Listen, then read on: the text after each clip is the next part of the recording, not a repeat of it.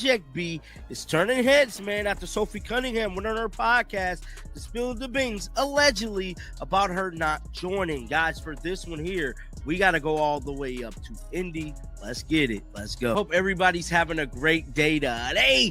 We got to talk about Project B. We got to talk about Caitlin Clark. Now, we know a deal was put on the table behind closed doors for a lot of these WNBA players. We're talking upwards of $2 to $3 million being involved with signing players.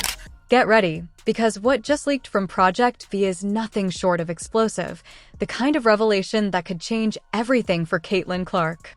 New, jaw-dropping footage has surfaced, and once you see what it reveals, you'll understand why this could shake the entire sports world.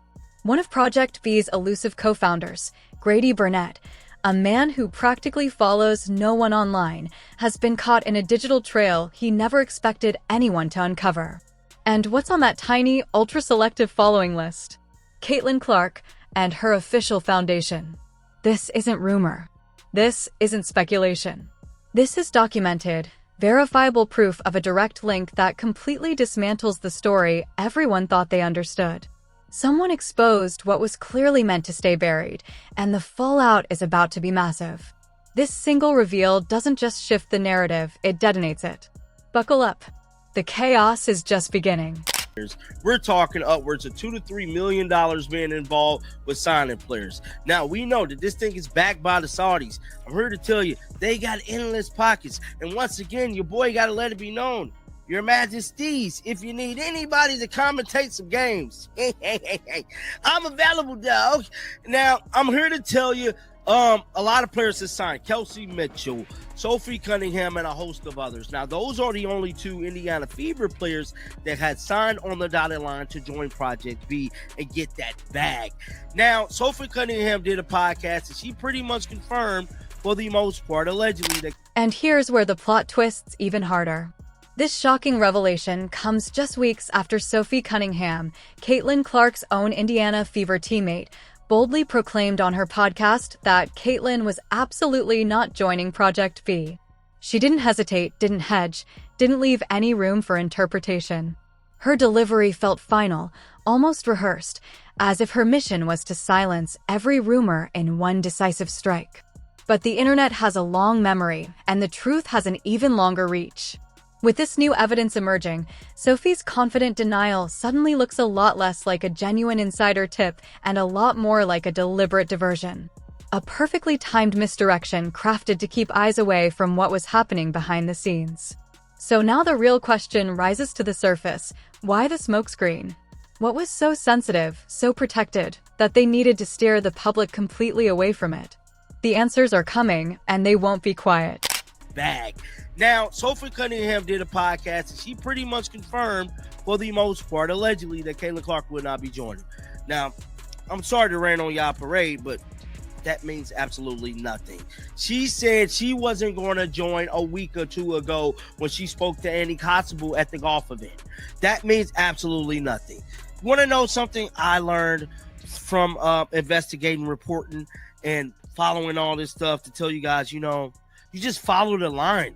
See, one thing about working in media is you follow the lines and you follow the dots. And this is where the entire situation goes from strange to downright surreal.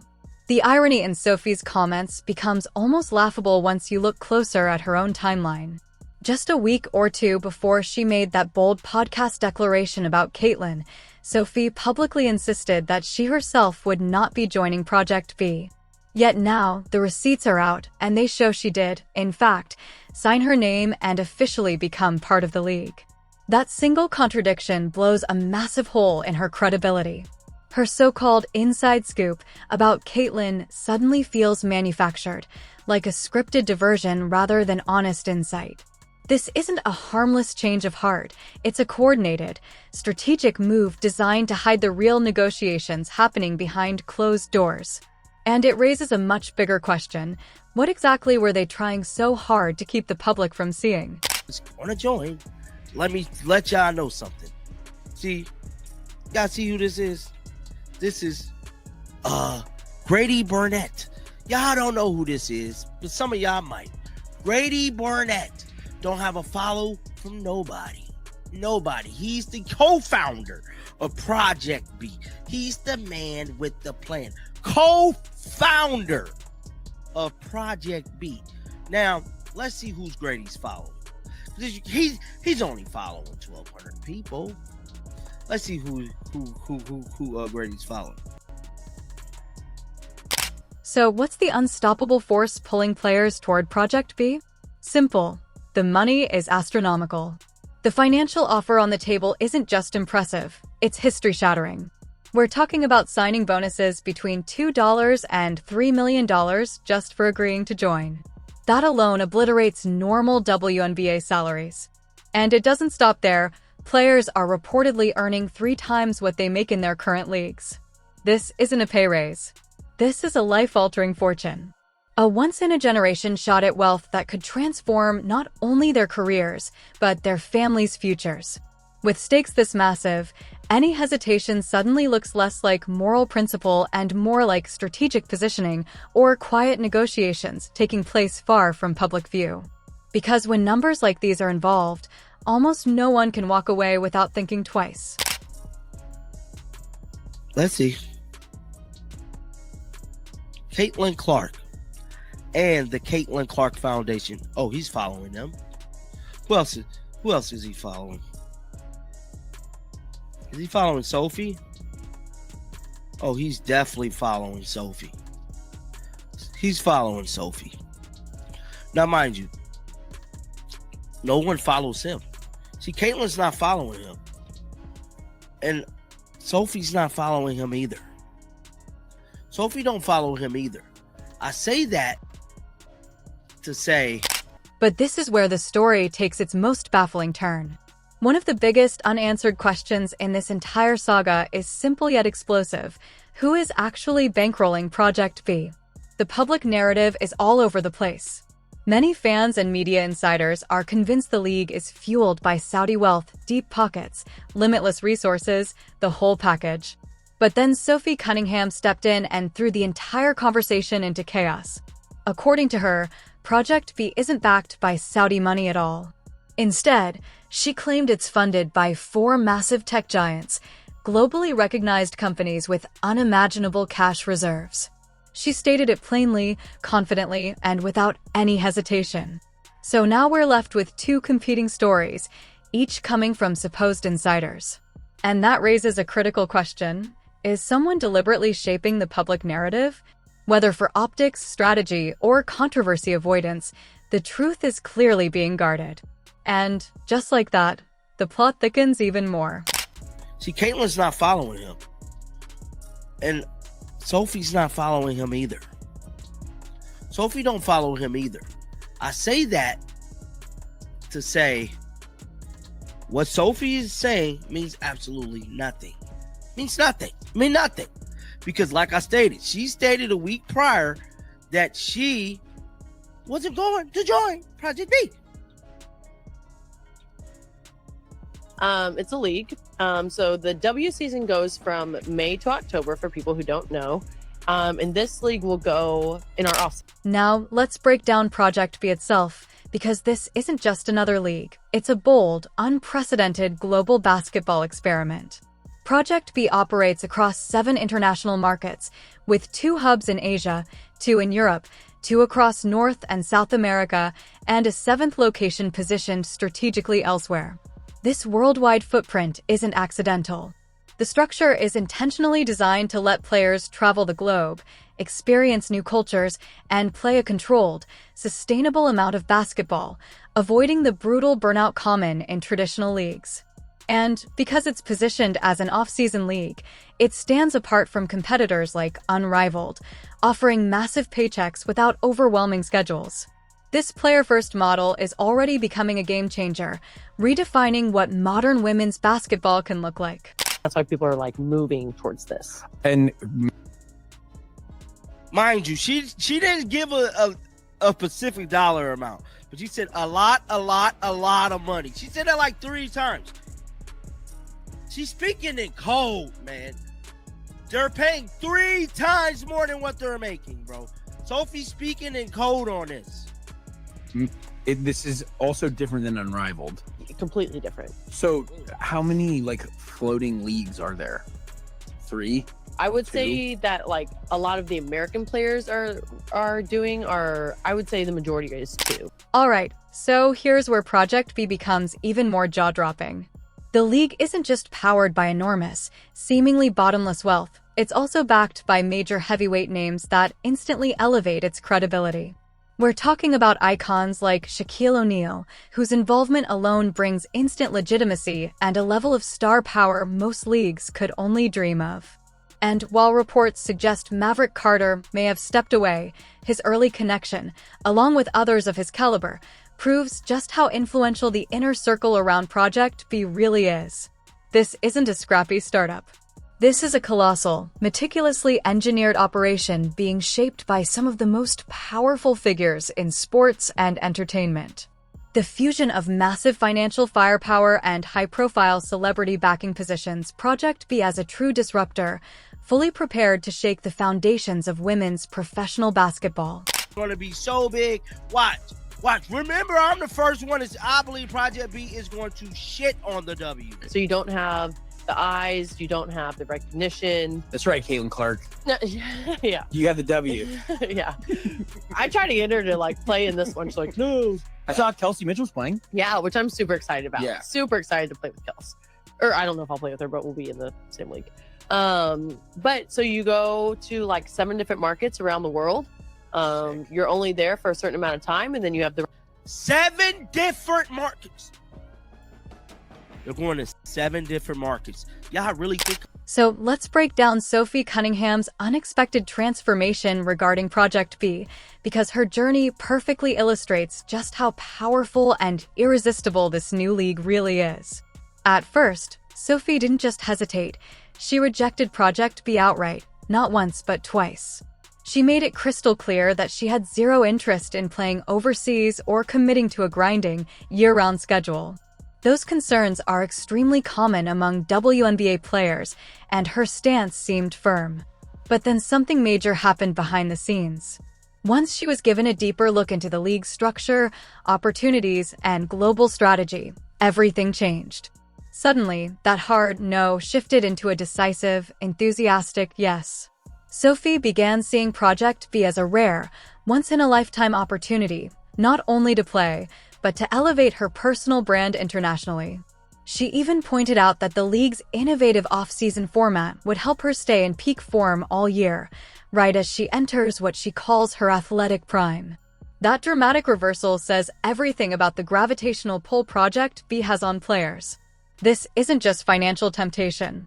This is a bold, innovative ecosystem that speaks directly to athletes looking for more control, more exposure, and more global relevance. But this leads to the enormous question hanging over the entire conversation.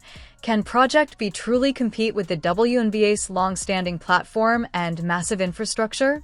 Sophie herself voiced this concern, highlighting the WNBA's entrenched TV deals and established audience. However, supporters counter with a powerful argument. With today's independent creators, global social media influence, and digital-first distribution, Project B could build its own powerhouse ecosystem, one that reaches millions without ever relying on traditional networks. This growing debate reveals a powerful collision between the old guard of traditional sports infrastructure and the rapidly rising influence of digital media, independent creators, and fiercely engaged online fan bases. Make no mistake, this isn't just competition. It's a full-blown fight for the future of professional basketball. And the boldest prediction emerging from this showdown? That Project B isn't merely challenging the WNBA, it's positioned to overtake it entirely, potentially pushing the long-standing league into irrelevance. This isn't reckless hype. It's a belief rooted in undeniable facts, unprecedented financial incentives, a global footprint unlike anything the WNBA has ever attempted, and a growing roster of high-profile players drawn in by massive payouts and worldwide visibility. If athletes are suddenly earning triple their current salaries, playing in iconic cities around the world, and performing in a high-energy, digitally driven entertainment ecosystem, then attention naturally shifts. Viewers follow stars, and stars follow opportunity. Some analysts are calling it a seismic, industry-defining shift, one capable of rewriting the entire hierarchy of women's basketball. For Sophie Cunningham, the motivation behind her decision to join Project B couldn't have been clearer. She wanted global expansion, both for her brand and for her life experiences. After previously playing in France and Australia, she openly admitted missing the culture, the travel, and the personal growth that came with international play. Project B's innovative off-season schedule gives her the perfect blend: global exploration, manageable workloads, and meaningful basketball without the relentless grind of a year-round WNBA schedule that her body might not endure forever. Add in elite player support, elevated resources, and a player-first structure, and Project B becomes more than a league. It becomes a modern athlete's dream environment. Sophie Cunningham made one point crystal clear about Project B: this league isn't cutting corners. She emphasized that players would have access to elite physical therapists, top-tier performance staff, and a tightly organized infrastructure, something that instantly signals real professionalism.